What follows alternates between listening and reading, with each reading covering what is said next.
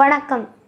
இன்னைக்கு பஞ்சபூத ஸ்தலங்கள்ல இரண்டாம் தலமாய் விளங்கக்கூடிய இன்மையில் நன்மை திருவார் திருக்கோயில். இது ஒரு வினோதமான திருக்கோயில். ஏன்னா எம்பெருமான சொக்கநாத பெருமானே வழிபட்ட ஸ்தலம்.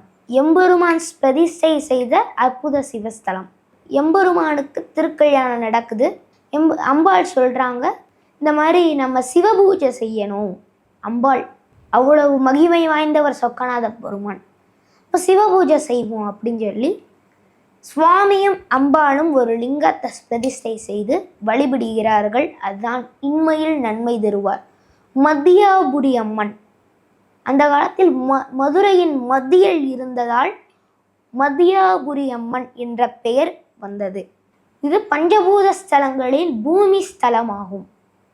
இடரினும் தளரினும் எனதொரு நோய் தொடரினும் ஊனக்கல்லல் தொழுதெழுவே கடல் தனிலாமுதோடு கலந்த நஞ்சை விடரில் அடக்கிய வேதியனே நஞ்சை விடரினில் அடக்கிய வேதியனே.